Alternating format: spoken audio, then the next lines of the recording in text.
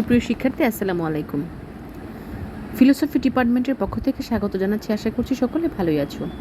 শিক্ষার্থী, আমি আজকে বৈধতার আকারগত প্রমাণের এই সলিউশনটা করে দেখাবো। এটা তোমাদের অনেকেরই করে ছিল, তোমরা করতে পারতেছো না, ভুল হয়। দেখো, এটা কিন্তু খুবই সহজ এবং খুবই সিম্পল। আমরা এখানে 4টা যুক্তি বাক্য পেয়েছি আর আমাদের প্রমাণ করতে হবে নেগেশন আর। তো প্রথমেই আমরা কি করলাম, 5 নংটা পেলাম হচ্ছে 1 এবং 2কে HS করে। 1 এবং 2কে আমরা HS করলাম। শিক্ষার্থী দেখো, P ইমপ্লাইজ কিউ হচ্ছে পি কিউ, আর 2-এ যে কিউটা আছে সেটা কিউ, এবং ব্র্যাকেটের মধ্যে আর ইমপ্লাইজ যে এসটা আছে সেটাকে আমরা এস ধরলাম। এরপর 6 নং যে যুক্তি বাক্যটা আছে সেখানে আমরা শুধুমাত্র পিটা লিখলাম। কীভাবে লিখলাম? 3 নংকে সিম্পল করে। 3 নংয়ে কী ছিল আমাদের? P dot T. সিম্পল করলে আমরা কি করতে পারি? যে কোনো একটা বসাবো, প্রথমটা বসাবো।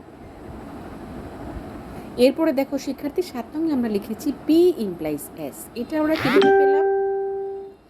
5 এবং 6কে এমপি করে, 5 এবং 6কে এমপি করে আমরা